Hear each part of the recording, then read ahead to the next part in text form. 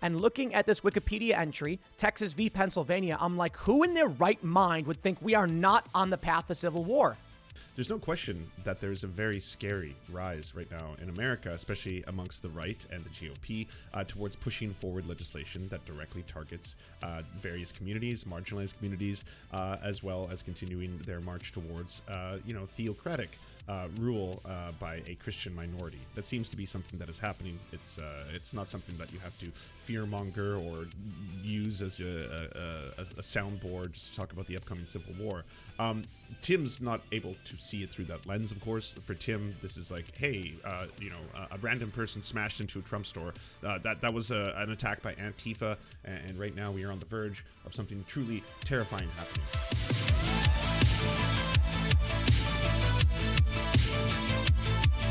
This one is pretty wild, but we'll start with an exploration of this issue by Salient Beanie, Tim Pool.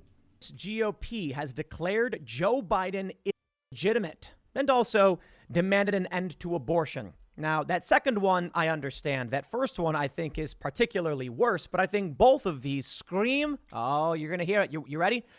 Civil war. You know? Yes. One fucking button. It just pushes it all day. And that's why Mr. Potato Head will lead us to civil war. And that's why the green M&M not being fuckable will lead us to civil war. That's why Dr. Seuss is leading us to civil war. Are we civil warring yet? Has the civil war started? Okay, cool. All right. Oh no, he has salient points. It's a salient beanie. Did you not see him just talk about civil war? I'm looking back at that lawsuit, Texas v. Pennsylvania. It's where Texas argued that I think 4 states were in violation of the Constitution by changing election laws through executive action and not through legislation. And I remember back in 2020, it was like December, you had half the country involved. Like you had the entirety of the country. Half of the states were on one side, half were on the other, and they were suing over whether or not several states violated the Constitution. And this is not me making a point about Biden's presidency or legitimacy or anything like that.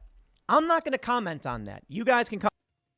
Why? It's very easy, unless you're just trying to appeal to a certain demographic. Otherwise, it's like the facts are quite laid bare, even by people who would otherwise be like alliances to Trump. Like, what are you doing, Tim? I'm not going to comment on this one. I'm going to sit this one out.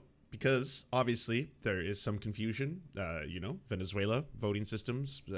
What can we really say? Hugo Chavez may have interfered with our election. We don't know. We don't know. I'm going to sit this one out. Okay. You can comment in the comments below. Let me know what you think. Help me out. Come to your own conclusions. YouTube's stupid rules do literally nothing.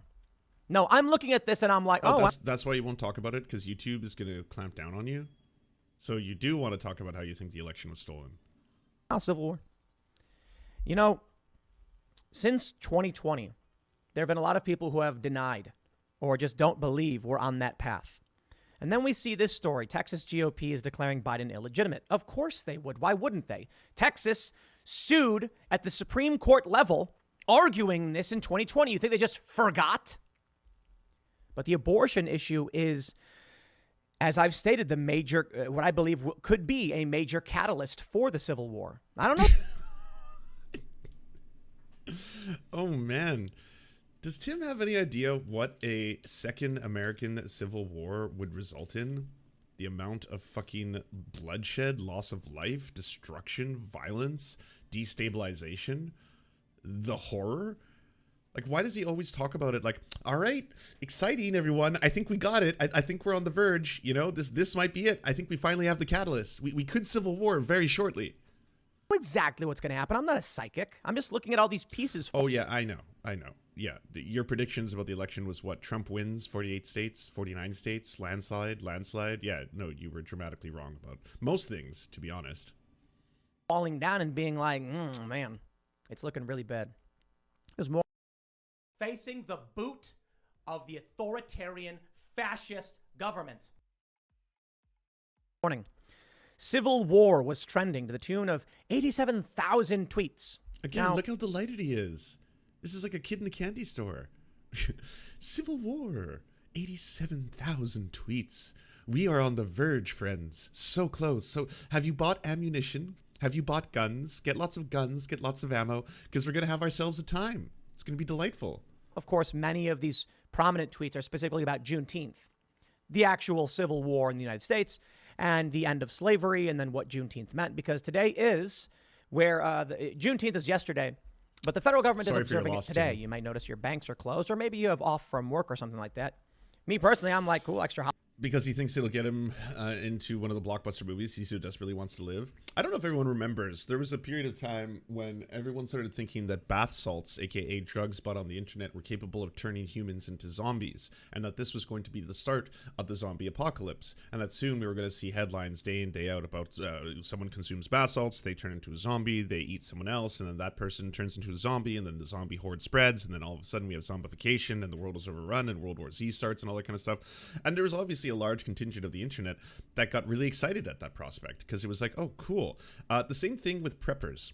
And I'm not talking about people, and it's not a bad thing to prepare for worst case scenarios or to learn survival things or stuff. I'm talking about preppers, people who believe that a civil war is imminent or an apocalypse is imminent, and that they will be the ones in the future that have all the resources necessary to be able to survive and sustain themselves. Oftentimes it overlaps with very creepy dudes who kind of want to have this new vision of the future where they're going to populate the human race with their master seed or something like that. And a lot of them will be like, well, no one else is prepared like I have. I have multiple bunkers underground. I have all the methodology to create fertilizer with my own urine. And I'm going to be one of the few people who's able to withstand almost any attack that this country sustains. And then, yeah, going forward, I guess I'll be the one that needs to hopefully repopulate the earth. I'm assuming because the attack will target specifically males that there will be a lot of females around for me to, again, create this master race, if you will. Like, that shit is all fucking weird as fuck. And in terms of Tim Pool making his entire career surrounding the idea of the impending civil war of the United States, like, I don't see where he's, like, is this why he has a compound? Where is he going to be situated in all this? Is the fighting going to be, like, his address is so well known. He's been swatted, like, 10 times already. If he's got this, like, bounty of resources up in his compound where they're going to, like, have their own chickens and food and hydroponics and all this kind of stuff, what's to stop multiple people from then going over there to seize it in this upcoming civil war? Like, I don't know if he's actually worked out what an actual civil war, like, or is he just going to be part of this amazing team of people who lead some kind of beanie revolution? Holiday, can we grill? I ordered hot dogs. We're going to fire up the grill and have some hot dogs or something. I mean, that's cool. I like holidays.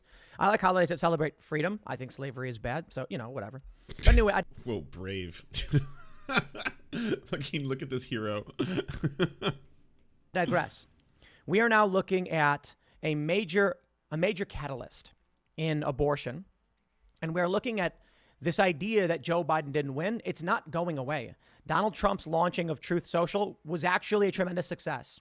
Now, I even mocked Truth Social in the beginning because I couldn't get on it. Other people were complaining they couldn't get on it. And I was like, this is a mess. Then finally, they launched Truth Social on the Rumble cloud infrastructure.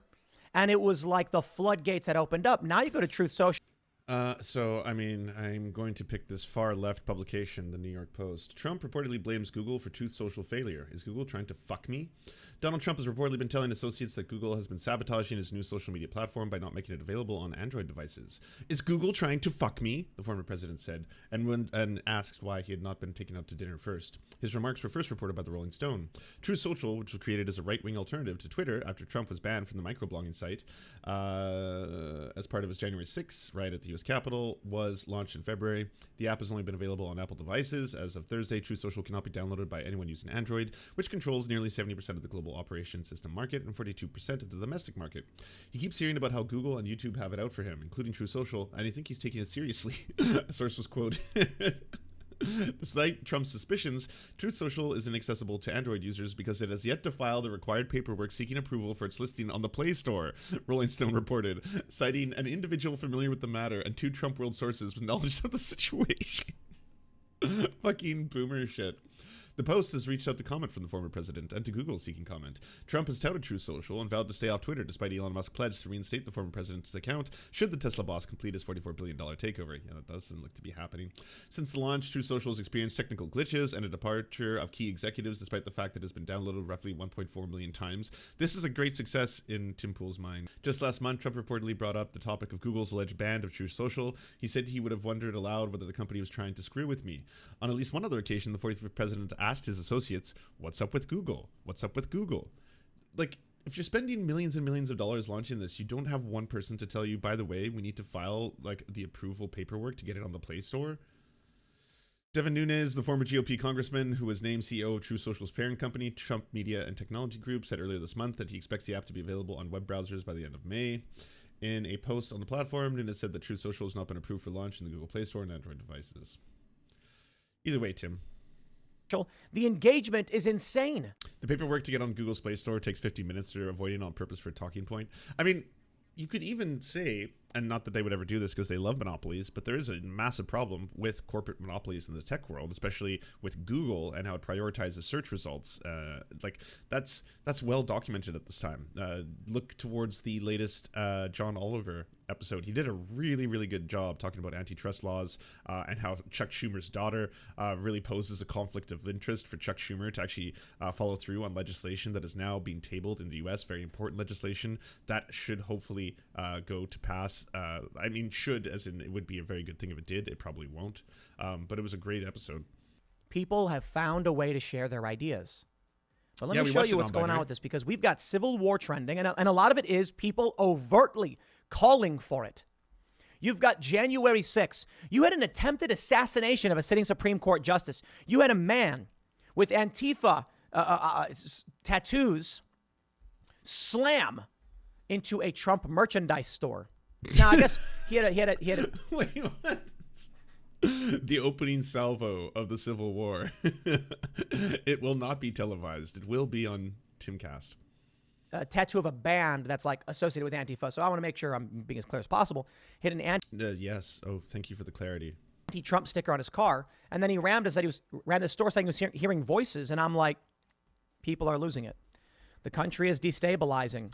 And I look at what's going on now, and I got to tell you, looking at this story from Newsweek and looking at this Wikipedia entry, Texas v. Pennsylvania, I'm like, who in their right mind would think we are not on the path to civil war?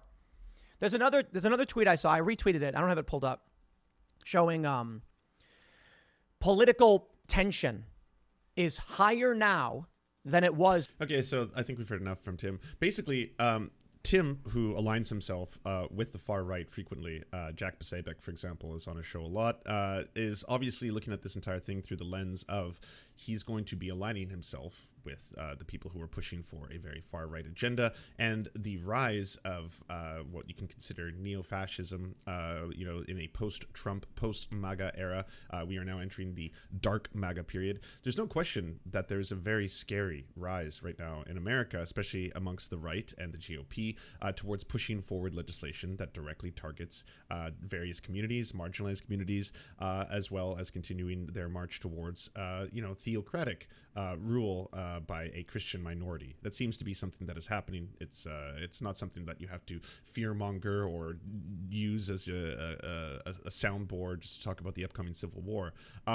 Tim's not able to see it through that lens, of course. For Tim, this is like, hey, a random person smashed into a Trump store. That was an attack by Antifa, and right now we are on the verge of something truly terrifying happening. But we are on the verge of terrifying things happening, and I would like if people paid attention to this kind of stuff. The Texas GOP platform document is way worse than what you've been seeing in snippets. A thread. Number 1, they call for any executive order that go beyond the administration of executive authority and have the effect of legislation. Number 2, opposes any mass lockdowns and contact tracing. Number 3, they want to give parents the ability to completely control their children until they are 18. Number 4, return prayer, the Bible, and the 10 Commandments back into schools. Number 5, create a state electoral college. Number 6, completely abolish abortion starting from the moment of conception. Number 7, call a convention of states to limit the power of the federal government. Number 8, opposing all calls for carbon dioxide to be classified as a pollutant. Number 9, remove the Endangered Species Act, abolish the EPA and the America the Beautiful initiative. Number 10, add penalties that hurt corporations corporations that lead to boycotts against Texas due to legislative action to protect the rights of Texans. Number 11, no government can create a mask mandate against businesses. Number 12, opposes net neutrality. Number 13, like all of this is directly serving in the interest of capital. Like all of it. It's all helping out corporations, removing all the red tape, making it so that you can pollute and do as much as you want. Give Texans the ability to sue companies if they have posts removed. Number 14, remove the estate tax, inventory taxes, business franchise taxes, taxes on phone and internet services, ACA home sales tax. Replace income taxes with a flat tax or consumption tax. State agencies, like it's going full ANCAP here. State agencies cannot accept federal funding that violates Texas law. Defund a city or county if they remove 10% or more of the police budget. Number 18, remove property taxes. Number 19, encourage the government to privatize all sections that can be. Number 20, remove the Federal Reserve. Number 21, tax breaks for families that place their children in a private school. Number 22, parents can control everything that their children learn. Number 23, prohibit all sex education in public schools, and until then, only teach abstinence-only education, which has been proven time and time again not to work. Number 24, mentions drag queen story hour under harmful content, along with pornography and sex entertainment businesses. Number 25, prohibit all reproductive healthcare systems in public schools. Number 26, focus social studies on American exceptionalism. Number 27, we favor strengthening our common American identity, which includes the contribution and assimilation of a diverse racial and ethnic groups. Number 28, we reject critical race theory as post-Marxist ideology that seeks to undermine the system of law and order itself and to reintroduce individuals to their group identity alone. Number 29, we support legislation to remove this ideology from government programs, including education involving race, discrimination, and racial awareness. Number 30, oppose the implementation of international and national school standards. Schools that disobey will lose funding. Number 31, Texan students shall learn about humanity of the preborn child, including life-affirming definitions of life and the study of life. Life begins at fertilization, milestones of fetal development at 2-week gestational intervals, use of fetal baby models, witnessing of a live ultrasound, viewing of the miracle of life type videos, and for high school students, the content of the Woman's Right to Know booklet. So the only real, it seems like anatomy, biology, or sex education they want to teach is learning about the humanity of preborn children. This is going to revert people to the Stone Ages. Like, what the ever-loving fuck are, like, you're going to remove all sex education, any education about sexuality, any education about gender. You want to remove any discussions about racial diversity, the advantages of having diverse ethnic makeups, either in the workplace or in general in society. Like, holy fuck. It's not even done. Number 32, abolish the Department of Education. Number 33, schools should be micromanaged by their school boards so they teach traditional Texas values. Number 34, the official position of Texas schools is that there is only 2 genders, biological male and biological female. Opposes the transgender normalization curriculum and pronoun use. Biological men and biological females shall not compete against each other. Number 35, we oppose any state formula funding or graduation requirements for diverse curriculum inconsistent with the above, including Marxist, anti-American, critical race theory, multiculturalism. Like, they're saying it out loud, by the way. This is like a white nationalist, hyper-Christian agenda. Multiculturalism or diversity, equity, inclusion courses. Again, white supremacist fascism on the rise. We oppose using public funds for homosexuality, transgender, or diversity, equity, inclusion centers. Number 37 calls homosexuality an abnormal lifestyle choice. Lifestyle choice, nice. No special status shall be created for homosexual behavior or LGBTQ plus identification. Number 37 opposes all efforts to validate transgender identity. If any person under the age of 21 has a perception inconsistent with their biology, they should not be given puberty blockers, HRT, or perform any surgery on healthy body parts of the underage person. So does this include on cis kids for things other than gender dysphoria? Number 38, therapists, psychologists, and licensed counselors should not be penalized by not counseling clients of any age with gender dysphoria or unwanted same-sex attraction. Number 39, recognize porn as a public health crisis and implement age verification for accessing any pornographic content and punish all websites that disobey. That already exists. Stopping here, we'll post the rest tomorrow as this is a giant pain in the ass to read through. For those willing to read this, I've stopped at the end of page 21. Thank you, Lily, for doing all that work of summarizing what is a very horrifying amount of information. Hillary Clinton suggests transgender debate should not be a priority for Dems. Clinton says Republicans are so extreme that other issues are out of the window. My espresso has arrived. Clinton asked for more iced tea. I cannot allow the lunch to end without questioning the direction of her party. I say that Democrats seem to be going out of their way to lose elections by elevating activist causes, notably the transgender debate, which are relevant only to a small minority. What sense does it make to depict J.K. Rowling as a fascist? To my surprise, Clinton shares the premise of my question. We are standing on the precipice of losing our democracy, and everything that everybody else cares about goes out the window, she says. Look, the most important thing is to win the next election. The alternative is so frightening that whatever does not help you win should be a priority. Democrats, you are not going to win the next election, the midterms or the presidency, by simply saying other side bad. You cannot win, broadly speaking, elections on that and that alone. It cannot simply be they're going really far right. And you don't want that, so stick with us. Stay the course. Vote blue. Vote blue. You need to give people something. If you want to look at like the historic victory of Barack Obama, which was historic for a number of reasons, and the first black president to ever be elected, he was running on a campaign of hope. Like that it was literally the slogan. Yes, we can. You know, that inspired people. And fair enough, what you got was not that, but that's like that's what galvanizes people to want to get out and knock on doors, galvanizes people to want to get out and help out with campaigns and all that kind of stuff. It cannot simply be that like January 6th, January 6th, January 6th, January 6th, January 6th. It's like, well, what exactly have you accomplished in your time? And you can point towards a handful of things that you did at the very beginning. You can point towards the fact that Joe Biden has dramatically reduced the killings by robots by a lot. That's a very, very good thing. Drone strikes are at fucking minuscule lows right now compared to how they were under Trump, who ramped them up after Obama. That is a good thing. The COVID measures bill, when it first came out, did a lot of great things. And you did apparently cut child poverty in half for a year, and then everything reverted back. Rather than concentrating on, again, January 6th, January 6th, January 6th, in the same way that Republicans used Benghazi, which, by the way, January 6th was a very bad thing, and as more documents come out, it shows that maybe you should be recommending some criminal charges, Merrick Garland. Start doing things that will actually help people. Like, you know, if right now America is on the throngs of facing the rise of this fucking far-right Republican Party who want to legislate trans people, queer people out of existence, who want to teach abstinence only in schools while at the same time informing children about the sanctity of the pre-life ghost babies, like just weird Christian fascist shit.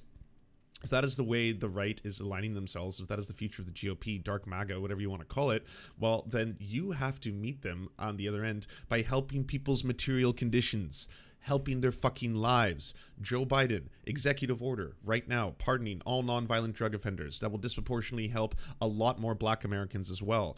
Joe Biden, student loan forgiveness, which again will disproportionately benefit people of color.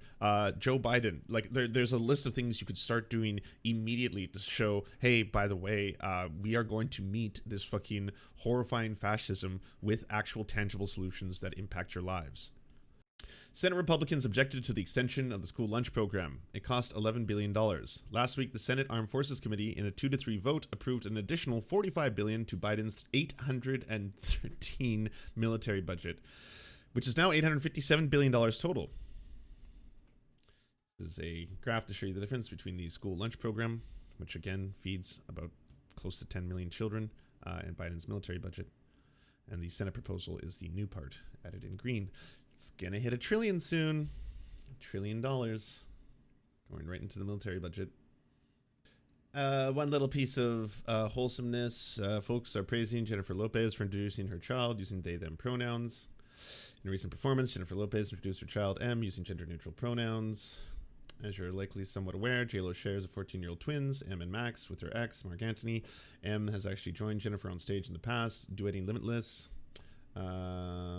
In a TikTok capturing the Blue Diamond Gala performance, J.Lo began with, the last time we performed together was in a big stadium like this.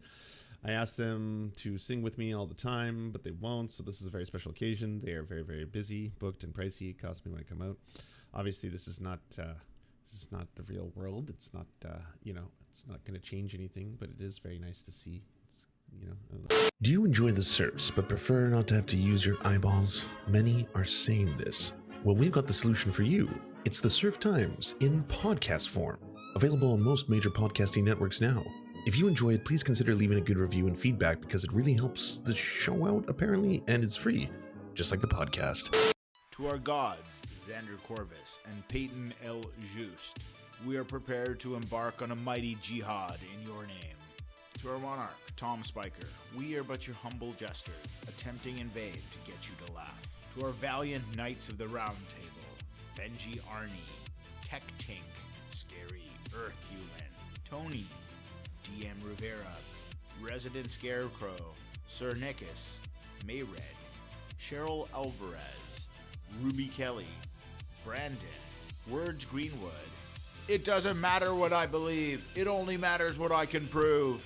Hagbird Celine, Matthew Scarborough, Stellar Vision, Ariane McCarthy, Daniel Sutton, Coulter Smith, Jenna Tao, Quiet 185, Anna Loves Riley, Omni, Riley and Anna, Poodlehawk, The Tim Caucus, Multimondi, Trevbot, EXE, Brian Ephraim, Lemmy 101, Anthropophojack, Saren 42, Catherine, Ramon Acosta, Incosin, Agent NDN, Violent Orchard, Political Puppy, La Media Panza, Zach Christensen, Todd Buckingham, and Todd Lajeunesse.